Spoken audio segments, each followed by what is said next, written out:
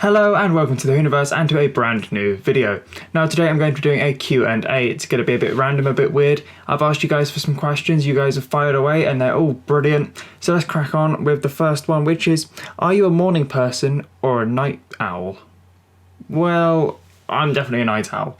I mean, mornings, just waking up early, it's just not really my thing. I mean, I do it occasionally, just accidentally almost.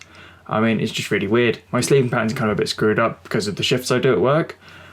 But yeah, definitely night owl. I can stay up late, or, I can stay up ridiculously late. I think it's like 3 o'clock in the morning or 4 o'clock in the morning is kind of where it kind of starts to go into that kind of morning period where I'm just like, no, I need to kind of, I can't wake up any later than, like, earlier than 5. I think it's something really weird. But definitely, yeah, night owl, 100%. Next question. Who are your teen crushes? Blimey, we're going down this road. I would say in Doctor Who way, probably Karen Gillan, God of Amy Pond. And then outside of Doctor Who, probably Hayley Williams, to be honest. God of Hayley Williams. What else have we got? My favourite video that I've made. That would have to be my How Doctor Who Came Back documentary series. It was 3 parts long. And it was basically talking about how Doctor Who came back in 2005. So I did a ton of research into it, looked at loads of interviews, books, all sorts of stuff.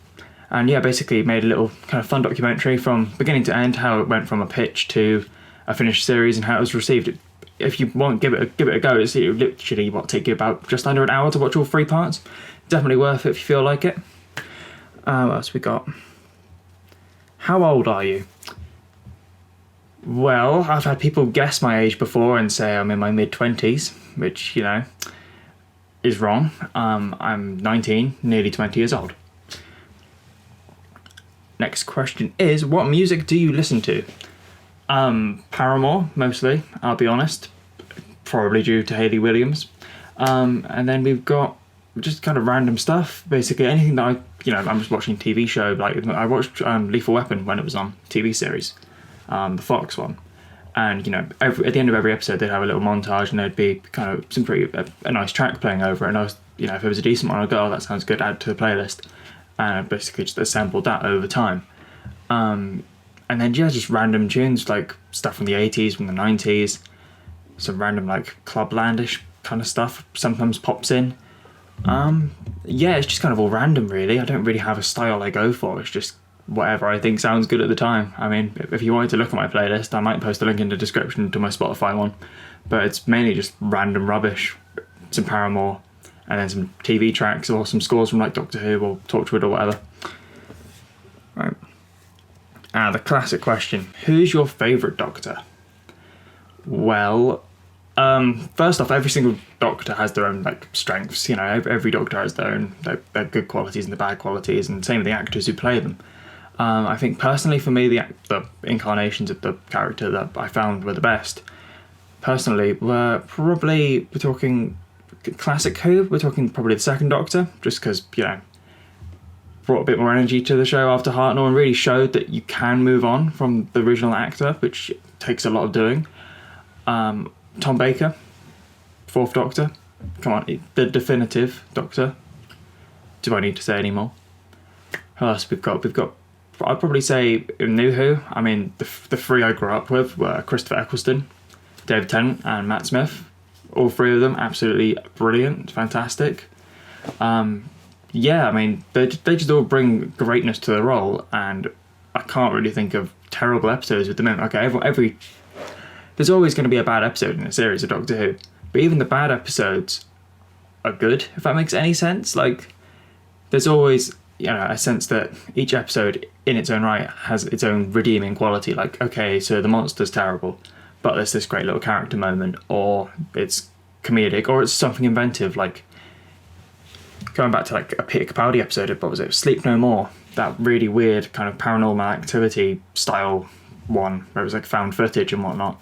I mean, the story was pretty rubbish, to be honest, but there was a bit of an idea going there. They want to try something new. It didn't pan out, but there we go. Same with Love and Monsters. But I still think that's still an alright episode. I mean, okay, we'll ignore the doing it with a paving slab bit for now. But other than that, yeah, it's a pretty solid episode. But going back to the question, yeah, there's too many good Doctors out there. I mean, but I'd say probably 2nd, 4th, 9th, 10th, and 11th. I might as well just name all of them now because that's definitely more than one. What else have we got in my little book? If you're wondering, little book, got another TARDIS book. Do you date? Well, I'm a YouTuber talking about Doctor Who in a bedroom surrounded by Doctor Who posters. I mean, I'll let you guys work that one out. But in all seriousness, no, I don't really go on like dates or anything. I don't really understand the whole like going on dates thing. It's going to sound weird. I'll explain a bit more. So basically, like, I don't understand how you are meant to get closer than you've ever been with anyone after having like half hour to an hour or whatever, or a couple of hours just, sat at a table or eating a meal or being in a cinema or, all the classic dates or whatever, or going, to do some activity. Instead of, meeting someone naturally over time, you get to know them over a long period of time. You know what they're like on their good days, their bad days, and they know what you're like in the same wavelength almost. So, meeting someone naturally is surely going to be better. I mean, I've not really done the whole dating thing, I'll be honest. Relationships are one of those, weird things, but we'll get there. Who knows? There might be someone out there. But yeah, meeting someone naturally for me would work a hell of a lot better than the whole, I'm going to talk to you for a couple of hours and then, love at first sight, all that kind of stuff. Doesn't really I don't think that rings true for me. I think it would, have to be just like knowing someone over a period of time. And eventually, you just grow closer together as people. And I feel like that's going to be a stronger relationship and maybe, and even then, a stronger friendship in the long term. So yeah, what else have we got?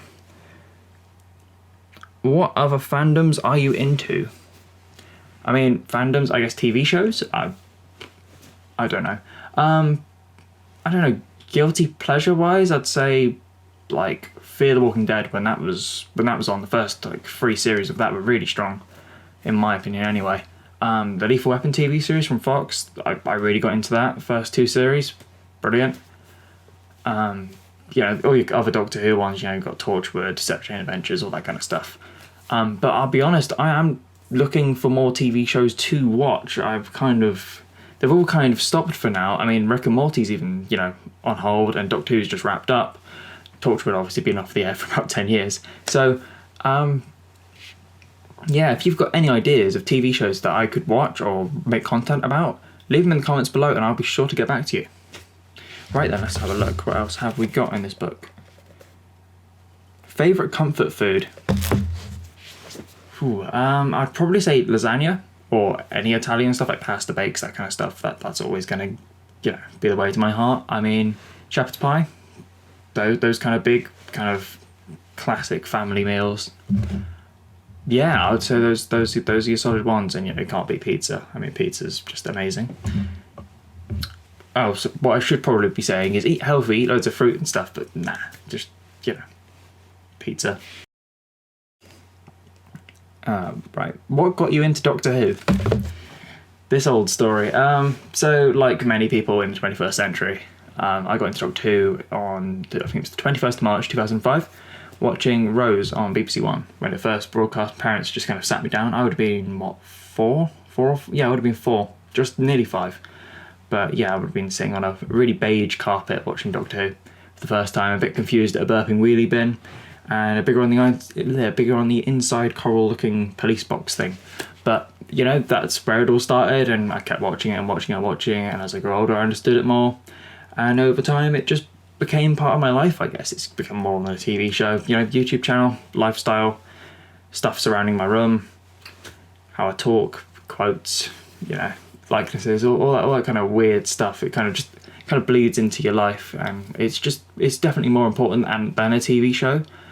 It just kind of it's just like in British culture, it's embedded in people and who they are and what they're like, and the kind of the morals and the opinions that they have about people and just life. I mean, yeah. But Doctor Who, I first got into it from watching it on 2005 when it first came back in the 21st century after basically during the revival. Yeah. What else have we got? What is your biggest fear? Ooh, it's a fun one. But it's not like just anything weird like clowns or anything like that. I can understand that, like, clowns are freaky, but probably just ending up alone, to be honest. It's a weird one. It's not like a monster. It's just knowing that you're just gonna be on your own all the time, you know? It's not much fun. Oh, everyone needs someone to talk to. It's how we roll. Next question is, what did you think of the Timeless Children, and spoiler alert for that episode, the Doctor being the Timeless Child? Well, oddly enough, I actually made a theory video about a year before the episode came out and saying that the Doctor would be the Timeless Child. So, a little win there for me. Got that right. Obviously not to the extent of the episode, because, yeah, they changed a lot. Like, the complete history of the Time Lords, which I wrote out as well. I was making a video on that literally before Series 12 was broadcast. That was my plan, to have a massive video right at the beginning. And then it was just like watching Spyfall Part 1. It's just like, everything you know about the Time Lords is a lie. And I'm just like, great, that's going to be a rewrite then. I just recorded it as well. It was like an hour long. It was great, but now I'm going to have to redo it.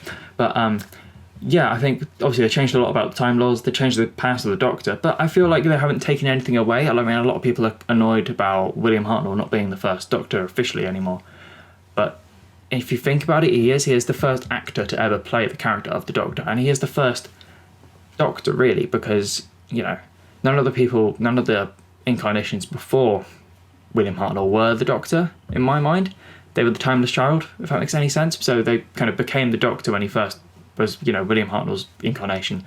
He grew up on Gallifrey with that version of his childhood after he had his memory wiped and, you know, stole a TARDIS and ran away, the classic story. And that's when he became the Doctor. The promise he made, you know, all the adventures he goes on, the people he meets, the worlds he saves, that's what happens. Before that, he was the Timeless Child. He went on missions for the, like, Celestial Intervention Agency, or I think they call it the Division in the episode. And I think, you know, that's a different era of his life. It's like the War Doctor, John Hurt's character, is not actually the Doctor. He's, you know, something else. He's another person. Whether or not he's a good person or a bad person, or she's a good person or a bad person, we don't really know, given the amount of stuff that was wiped from the Matrix. But I think it was a good episode, really. I mean, it's not like it's not a conventional finale. Like, usually, you know, you have your massive invasion, you have the universe is going to blow up, or, you know, your companions are going to die. But this time around, it was just kind of a small little couple of cyber troops. Cyber Master. The Master did pop up, obviously. He was a pretty main villain. Pardon me. That's breakfast. As a morning person, not really. But yeah, I definitely think Sasha's Master was, like, pretty much carrying the episode. He was brilliant. Jodie Whittaker, obviously amazing as well. But yeah, it just you know, as a finale, I feel like it was great. But I don't know what I need more of for it to work. But if you think back to the old finales, like Russell T Davies era, and like even the early Stephen Moffat ones, they had those kind of high stakes. You kind of had those secrets come out. It just, everything kind of felt like it was building towards it. I don't know why it didn't feel so much like that for me in Series 12, but it was still definitely really exciting and really great to see a finale with a series arc and everything just kind of coming together. There's obviously a few questionable moments in there, and I wish the Doctor kind of defeated the Master and the Cyber Masters in a better way than just sacrifice a pensioner. But there we go. Let's have a look at the rest of these questions. Are you okay? Well, that's a great question. Well, I made a video a while back, but it must have been a couple of weeks ago now, basically going over how I wasn't feeling too great about just life in general. Just a few things that got me down. Speaking of relationships, that was one of them. Work got intense, but it was the trigger for an already loaded gun, basically. I mean, that was just one thing that set me off. Just 5 really horrible shifts in a row after a very, very long couple of months. It just kind of all came to a kind of cacklers, and it just all kind of kicked off. But I didn't have like a breakdown, didn't shout at anyone, didn't do anything weird like that. I just got a bit kind of fed up. But and during that I just apologised for not looking so happy, and then everyone was like, oh, what's actually going on, and asked me a load of questions, and just kind of all came out. It was great, you know, unloaded a lot of baggage. So never bottle up emotions or anything that you've got going on, because it's just not worth it. People will listen. Don't feel guilty about loading it onto them, because most of the time they want to help, and if they don't, well, I'm sure they'll tell you. But I'm okay now. I mean, I've recently got promoted at work, became a manager, so woo, extra points, brilliant, you know, loving life.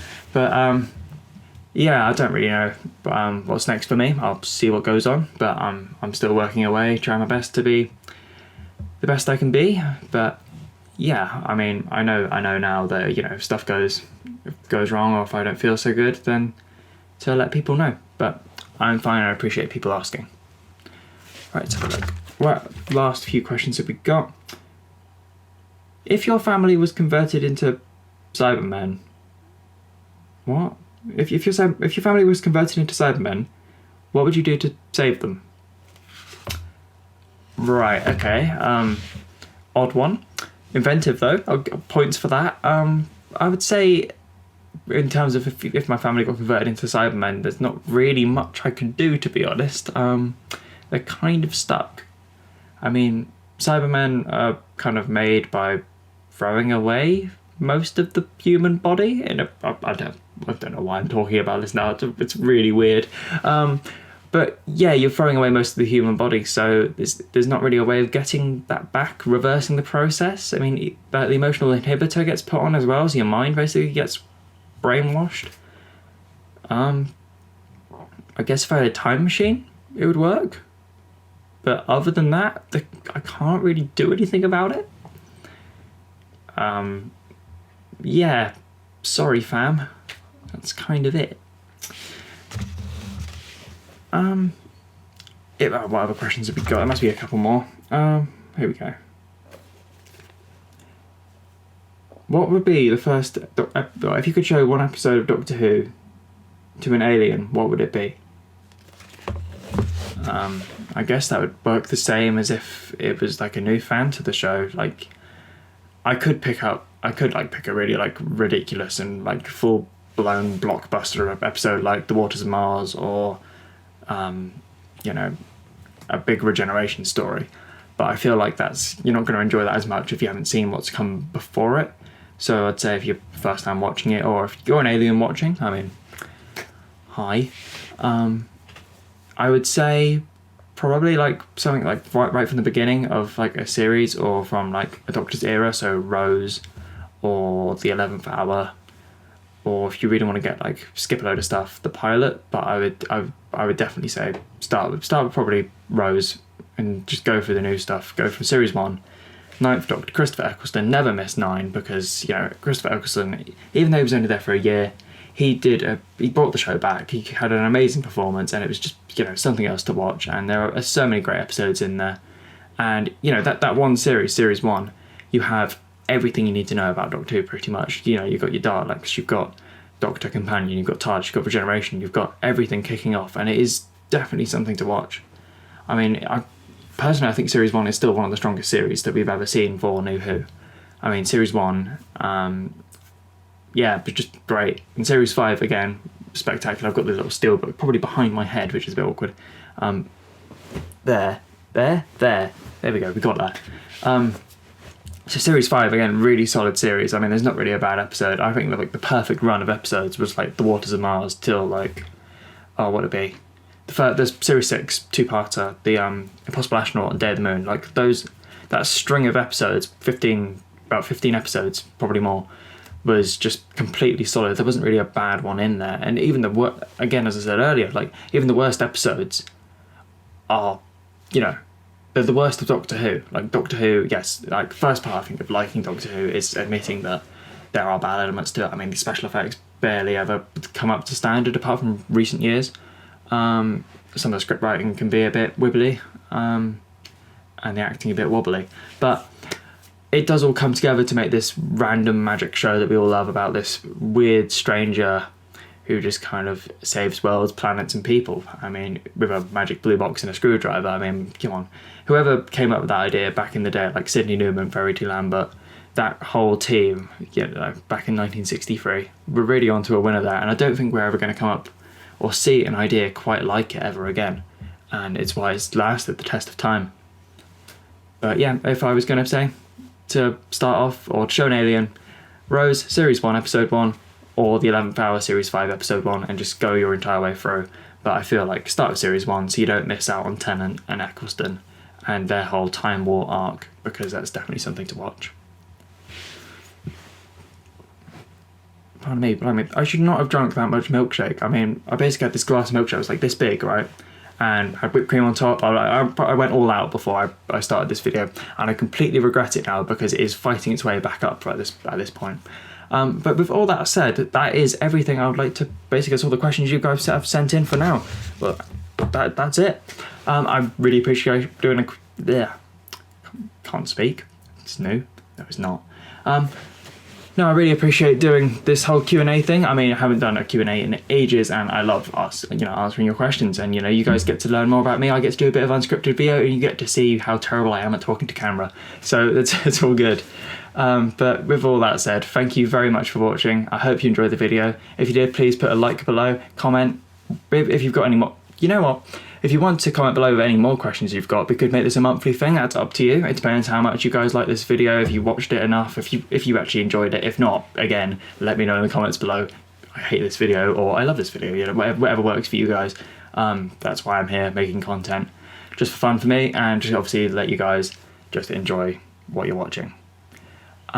Again, yeah, if you do enjoy everything I'm doing and you want to see more Q&As, or if you want to see the trailer breakdowns I've done, or any of my Series 12 content, or stay tuned for my, I'm going to make a timeline of the Doctor, given the new stuff we now know about the whole Timeless Child arc, so from when she was found and where she could possibly come from, all the way to the kind of current incarnation played by Jodie Whittaker. I'm going to try and kind of not do every single event, but kind of work out which order, how many faces, all that kind of stuff, try and work out a kind of a rough timeline and make it sound a bit, well, scripted, like a bit like the Master's narration of the Timeless Child, kind of stretch it out throughout the entire time of the Doctor. So, with all that said, thank you very much for watching again, and I'll see you next time. Bye bye.